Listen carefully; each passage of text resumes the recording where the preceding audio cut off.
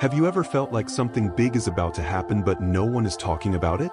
As if the signs are everywhere, in speeches, in silences, in choices that seem trivial but carry prophetic weight? That's exactly it. The election of Leo XIV has reignited an old, nearly forgotten debate: the prophecy of Saint Malachy and the mysterious figure of Peter the Roman, the last pope.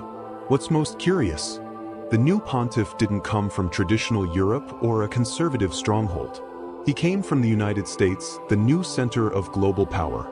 And he didn't choose just any name. He chose Leo, a name full of strength, mystery, and end-times symbolism. Coincidence? Maybe. But when the right elements come together, patterns start to emerge. This is far more than just a name change or someone putting on white robes.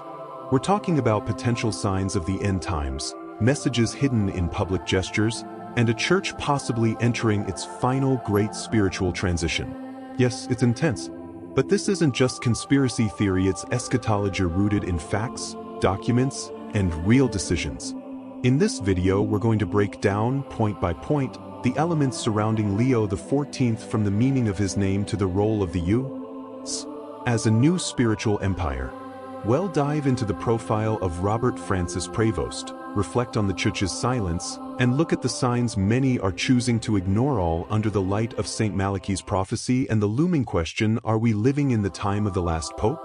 So take a deep breath, open your mind and your heart, because the journey that begins here might challenge your beliefs, shake your certainties, and perhaps reignite your faith. After all, it's not every day you ask yourself, what if the last pope is already among us? Some names carry weight, others awaken memories.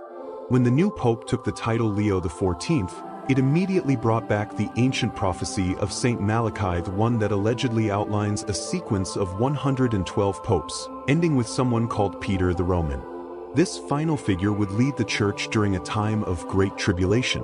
Coincidence or fulfillment? The question is back and louder than ever.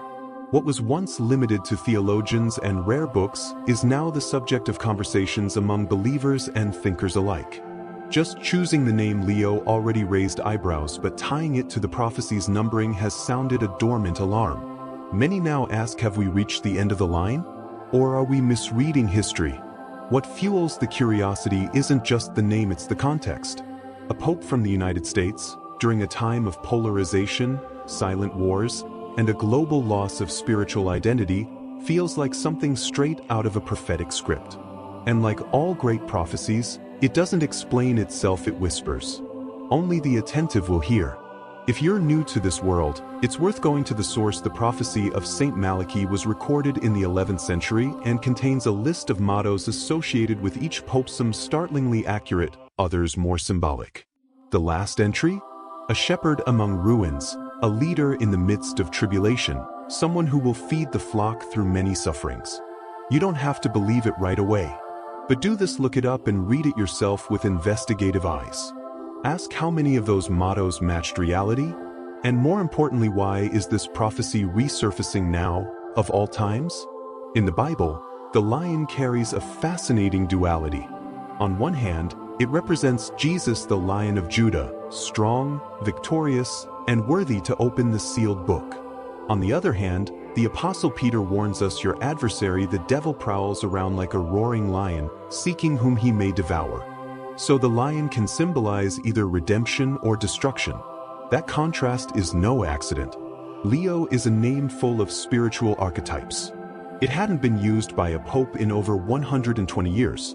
The last one, Leo, exiled the church through a time of great tension between faith and science, church and the modern world.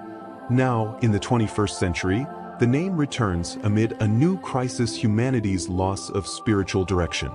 This wasn't a neutral choice. It was a name that shouts, even in silence.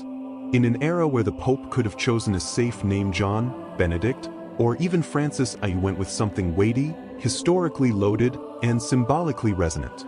Something that evokes struggle, vigilance, and a roar meant to awaken. A name that speaks of both majesty and judgment. For those following the Church's trajectory, this didn't go unnoticed. It's as if the choice of name was a code, a hidden message for those who still believe that symbols have power. And they do. The name Leo speaks to the collective spiritual unconscious of faith memory that lives in all of us, even if we don't realize it. Hey race, a practical exercise: the next time you hear a spiritual symbol like a cross, a lamb, a trumpet, or a lion, ask yourself where else you've seen it. Compare its meanings. The message might not be in the literal, but in the symbolic. And in this case, the new Pope's name is roaring something worth hearing. For centuries, Rome has been the spiritual heart of the West, not just as the seat of the Vatican, but as a symbolic continuation of the old empire. The election of an American Pope, however, suggests something deeper than a nationality shift. It feels like the spiritual center of gravity is quietly moving to the new empire, the United States. This didn't start today. America's cultural, technological, and political dominance has shaped global thought for decades. But to see that influence now manifest spiritually with the rise of Leo XIV marks a new chapter. It's as if Rome's baton is being passed to Washington, not officially, but symbolically. And as we've seen, symbols carry force. Saint Malachy's prophecy spoke of Peter the Roman, and many assumed that meant a pope born in Rome. But what if Roman is not a location but a system? A representation of the empire that now spiritually rules the age? In that sense, the U.S. fits perfectly as the modern heir to the power once held by old Rome. Of course, you won't find this in any official church decree. But the geopolitical landscape suggests such a shift. Economic dominance, media control, ideological wars, everything points to a country that influences the world while also facing internal moral collapse. That tension only deepens the spiritual urgency of the moment. Want to reflect on this? Watch how American culture shapes faith even within the church. Movies, music, debates on ethics and theology all echo this new empire. And if the new pope embodies that spirit, we must ask what exactly is changing in the church and in the world? Few had heard of Robert Francis Prevost before the white smoke signaled Leo XIV. But his journey, though quiet, reveals a deeply pastoral figure, grounded in spirituality and mission. Born in the U.S., Prevost didn't follow a media-driven career. Instead, he served as a missionary in Peru, far from the spotlight, but close to people's real needs. He led the Augustinians, an order that values inner life, silence, and community. That says a lot. Later, he served as bishop, gained respect in the Vatican, and was appointed prefect of the dicastery for bishops, one of the most strategic roles in the church. In other words, he knew the inner workings of the church better than most. His papal election may surprise political analysts, but it makes perfect sense for those reading spiritual signs. Robert Prevost isn't just an administrator.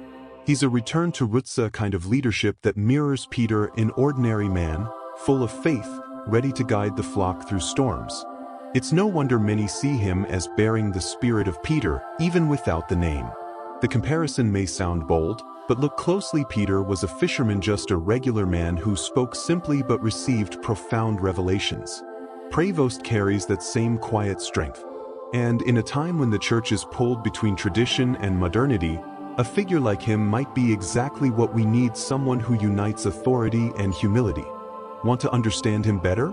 Read his pastoral letters, especially the ones from Peru. You'll notice his focus has always been on making disciples, not building celebrities.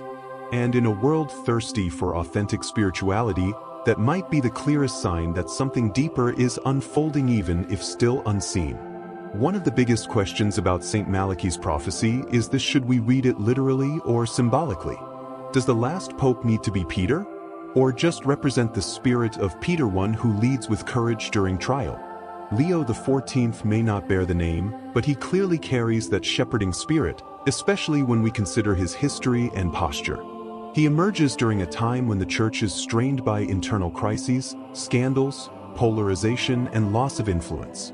His response hasn't been flashy, but calm. Like Peter, who faced persecution with steadfast faith, Leo XIV seems ready to weather the storm, not with spectacle, but with coherence and service.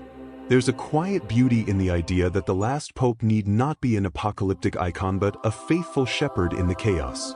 Someone who points not to himself, but to Christ. And that may be exactly what makes him so prophetic, not in grandeur, but in spiritual depth. Of course, that doesn't prove the prophecy definitively, but it pushes us to rethink what it really means to fulfill a prophetic word. It invites us to look beyond Nemesto gestures, decisions, and the humble spirit marking the beginning of this papacy. That's where the signs live. If you want to go deeper, try this: read the book of Acts, especially the chapters where Peter leads the early church through hardship. Then compare them to Leo XIV's early speeches and actions. The similarities aren't in the name, they're in the mission. And maybe that's where the prophecy is truly unfolding in the unseen. If there's one name that carries end times echoes, it's Leo. And not just for its symbolic ambiguity, but for its historical weight. Leo XI, for example, had a very short papacy, but he's remembered for his spiritual insights and battle against unseen forces. By adopting the same name, Leo XIV seems to be subtle, taking up a call to spiritual resistance. We live in a time where the battle of faith is no longer fought on physical battlefields but in hearts, ideas, and the invisible structures that shape the world. Secularization is advancing. Faith is becoming quiet, and evil often hides behind the veneer of progress and neutrality. The new pope seems to understand this, and his mission may be exactly that: to keep the flame alive in a world trying to extinguish it at all costs. This fight isn't against people, it's against forgetfulness, against the watering down of truth, against abandoning the sacred. And the image of a pope who doesn't seek applause but chooses solitude and resolve might be the divine answer for such a time. The real war is where few are looking in the invisible. It's worth remembering what the Apostle Paul wrote: our struggle is not against flesh and blood, but against principalities and powers. Leo XIV, it seems, understands this reality. His missionary life, his choice of name, his meaningful silences, they all point to a man who came to fight, not with swords, but with spiritual discernment. Hey race, a personal challenge: think about where your own spiritual battle is being fought. Are you distracted by appearances while the real war is happening inside you? Leo XIV, by choosing that name and that posture, might be reminding us that the resistance to darkness begins in the soul and is strengthened through silent faith. When we talk about eschatology, we often imagine disasters, collapses, and the end of everything. But not all signs of the end come with thunder and earthquakes. Sometimes they arrive in a strange silence, a spiritual emptiness, a loss of meaning in the structures that once sustained faith. And maybe that's exactly what we're witnessing now. The church isn't in visible ruins, but there are deep internal cracks. The loss of vocations, the apathy of believers, doctrinal confusion, and cooling passion all point to a possible closing of a cycle. Not necessarily the end of faith, but the end of a way of being church. Leo XIV, with his quiet and steady demeanor, may be the symbol of this silent transition. Saint Malachy's prophecy spoke of a time of great spiritual tribulations, a period of testing for the faithful. But this doesn't need to be read as a Hollywood-style apocalypse. It could also be a time of pruning, of purification, a period in which the church stops being an institutional giant and becomes a small, fervent nucleus of living faith. That thought might be scary, but it's also hopeful, because history's greatest spiritual revivals happened during crises. When everything seemed lost, saints emerged. Martyrs, reformers. Maybe today we're being called to the same path: less structure, more essence. Want some practical advice? Pay less attention to palaces and more to deserts, because it's in the desert that God speaks. And if you feel like faith is fading in the world around you, maybe it's time to light it again within yourself. Leo XIV could be a sign of closure, of a new beginning. The key lies in how we choose to respond to the signs. In the end, more important than identifying who the last pope is understanding how to live in these times. Saint Malachy's prophecy wasn't given to stir morbid curiosity or sensationalist predictions. It was a warning, a call to vigilance. And the real question is, are we spiritually prepared for what's coming? The biggest mistake would be waiting for grand events while ignoring the subtle signs. A cold heart, moral confusion, the loss of spiritual grounding. These things are already here, and the answer won't come from outside. It will rise from within. Preparation starts at home, in your daily choices, in your prayers, in your inner life. Many expect an epic ending, but the real battle will be silent. Remaining faithful when everyone else doubts. Staying in prayer when everything feels pointless. Rejecting spiritual laziness even when it seems like the easiest path. That's where the prophecy fulfills itself in the inner resistance of each believer. Need a next step? Return to the essentials. Read the Gospels, especially John. Pray through Psalm 91. Get involved in your community. And above all, don't let your candle go out. Because in times of darkness, the light burning inside you might shine farther than you realize.